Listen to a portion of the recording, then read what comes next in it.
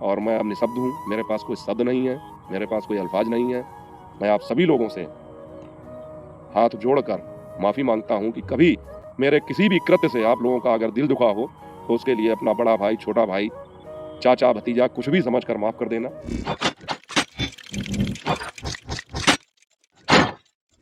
Hello YouTube family, स्वागत है आप सबका फिर से मेरे एक और नए वीडियो में। मैं हूं अमित और आप देख रहे हैं आप सबका अपना YouTube channel Amit Sangeeta blog.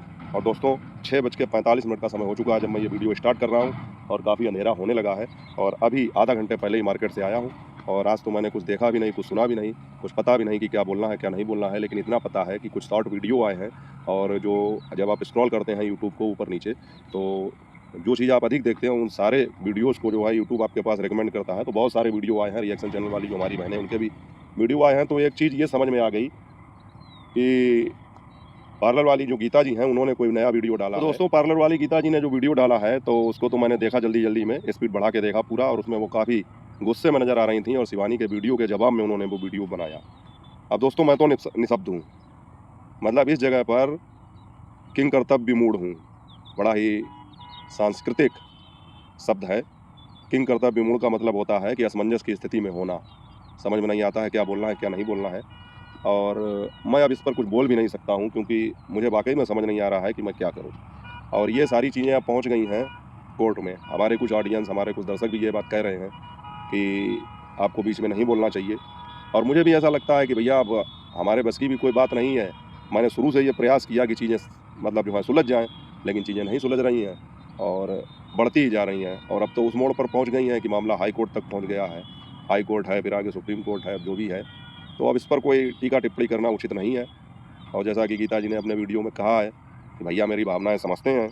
भावनाएं तो हम आपकी समझते थे शुरू से ही और उसी हिसाब से हम आपको ये सजेशन देते थे कि आपको क्या करना है।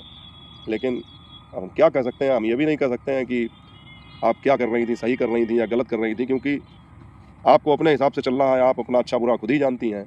लेकिन मैं इतना जानता हूँ कि क्रोध जो है वो विनाश का कारण होता है और क्रोध से कभी कोई मामला सुलझा नहीं है।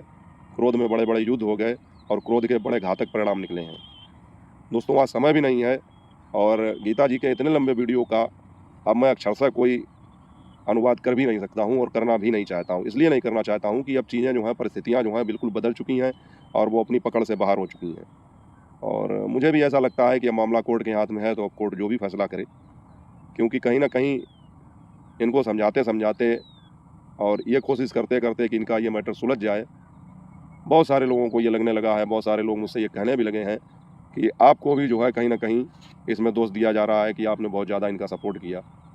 तो देखिए, सपोर्ट तो मैं इसलिए करता था कि मुझे लगता था कि चीज़ें जो हैं कहीं ना कहीं सुलझ जाएंगी और गीता जी आज नहीं तो कल कोई ना कोई बात समझेंगी। अब क्या बताएं, अब कुछ समझ में नहीं आ रहा है यार, इस पर कैसे रिएक्ट किया जाए, क्या कहा जाए। हम लोग तो दर्शक हैं, व्यूवर्स हैं, रिएक्शन चैनल चलाते हैं तो इस हिसाब से सही को सही और गलत को गलत कहना हमारा काम है, रिएक्शन देना हमारा काम है।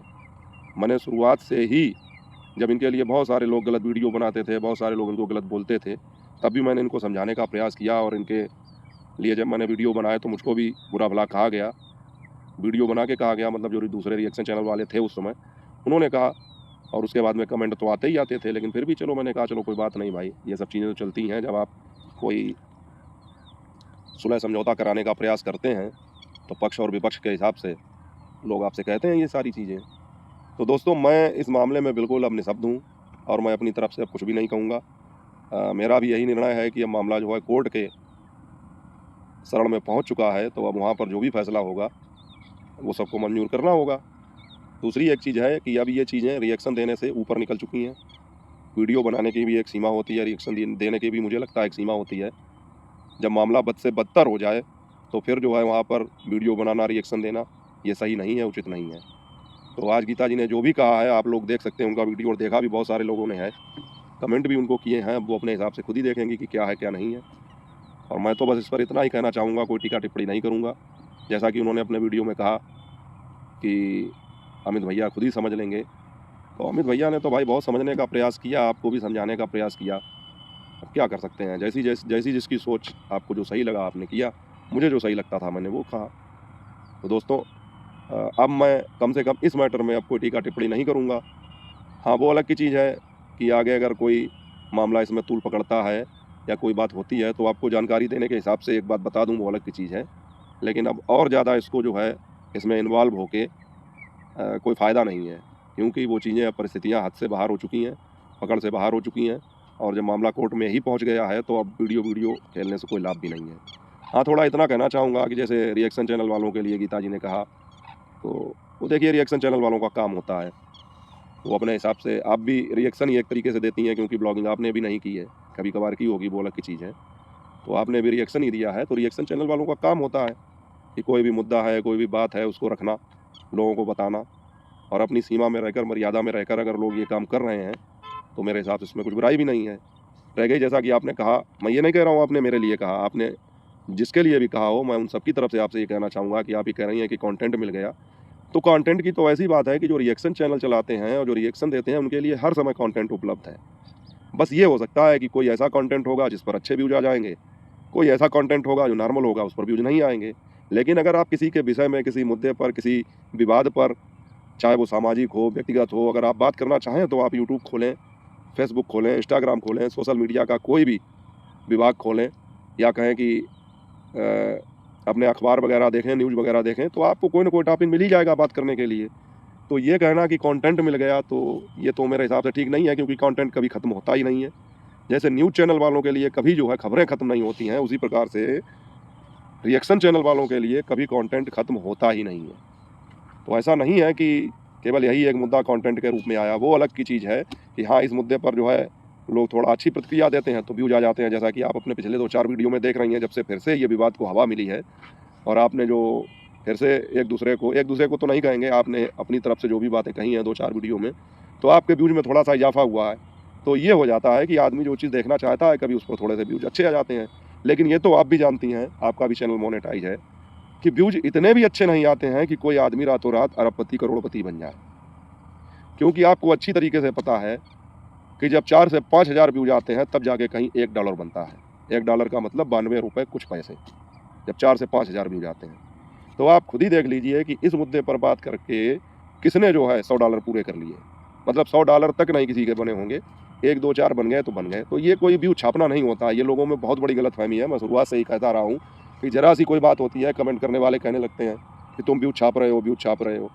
ज़रा-सी कोई बात होती है, लोग एक-दूसरे पर आरोप लगाने लगते हैं कि ये इनके नाम से व्यूज़ ले रहे हैं, ये उनके नाम से व्यूज़ ले रहे हैं। अरे क्या व्यूज़ ले रहे हैं भाई यार? कम से कम उसकी पूरी हिस्ट्री तो समझो, उसका पूरा लॉजिक तो समझो, क्या होता है। ब्लॉगिंग के क्षेत्र में, रिएक्शन के क्षेत्र में इस समय 4 से 5,000 व्यूज़ पर $1 बनता है, यानी कि 90-92 रुपए। और वो भी तब साथियों, जब वो वीडियो अगर आपने 10 मिनट का बनाया है, तो कम से कम 7 से 8 मिनट देखा जाए। अगर 15 मिनट का बनाया है, तो 13 से 14 मिनट देखा जाए। क्योंकि यूट्यूब देता है आपको रुपए, जिस हिसाब से आपके वीडियो पर ऐड चलते हैं।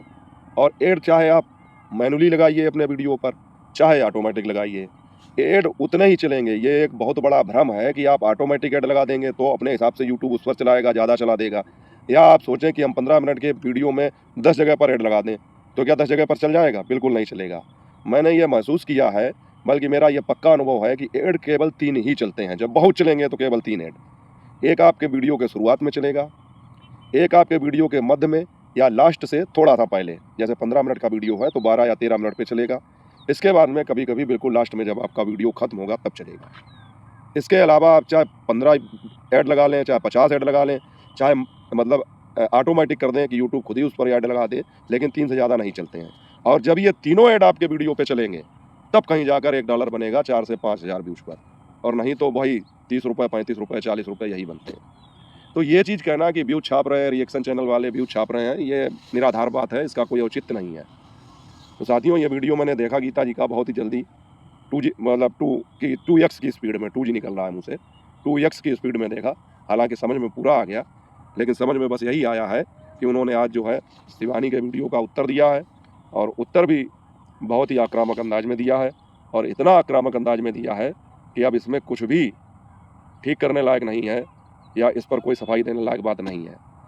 तो मैं आपको बता दूं कि जैसा कि मेरी ऑडियंस भी यही बात कहती है, बहुत सारे रिएक्शन चैनल वाले भी यही बात कहते हैं। मंजू जी ने भी मेरे पास फिर कमेंट किया, दोस्तों आवाज़ देखिए कैसी हो रही है, जैसे मैं रो रहा हूँ, लेकिन गला बिल्कुल ख़राब है।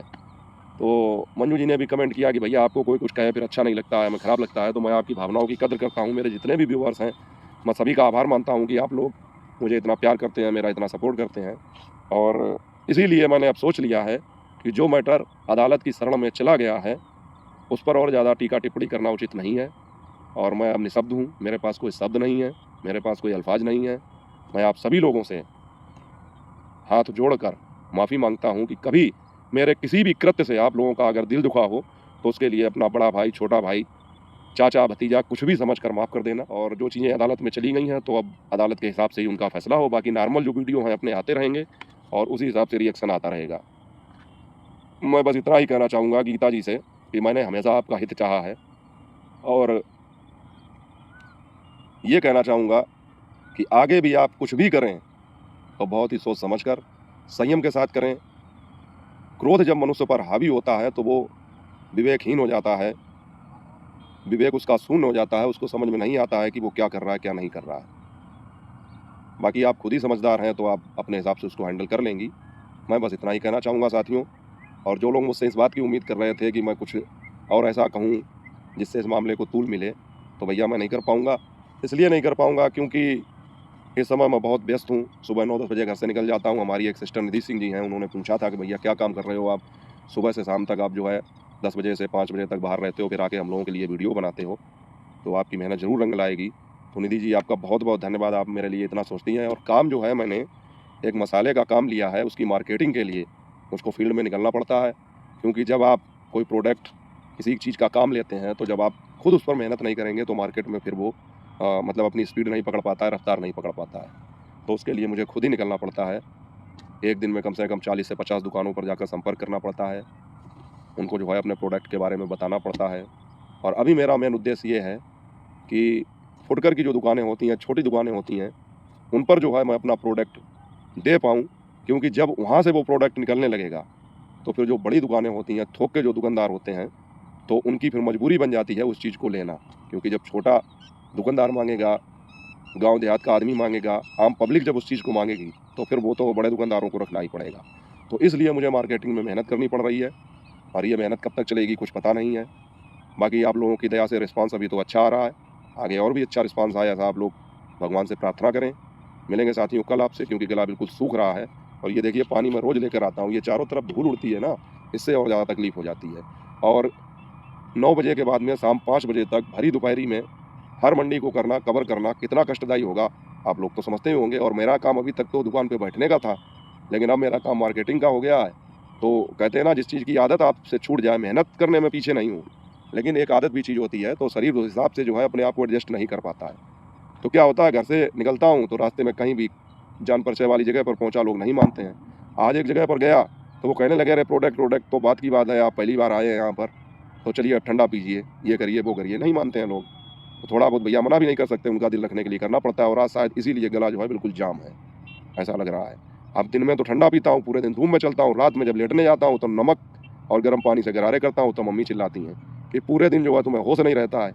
किसी ने भी ठंडा दे दिया तो वो पिया। अब उन्हें क्या बताएं कि भैया अगर दुकानदारी करनी है, बिजनेस करना है तो ग्राहक के मन का आपको करना पड़ेगा। तो वो ठंडा भी पीना पड़ता है, नॉर्मल पानी भी पीता हूँ, धूप में भी चलता हूँ, वही ठंडा गर्म सर्दी गर्मी वही सब जो है इन्फेक्शन हो जाता है। और शाम को गरारे इसलिए करता हूँ कि नमक पानी और गुनगुने पानी से गरारे करने पर आवाज़ बहुत जल्दी क्लियर हो जाती है, खुल जाती है। ये बहुत ही पुराना और अचूक नुस्खा है।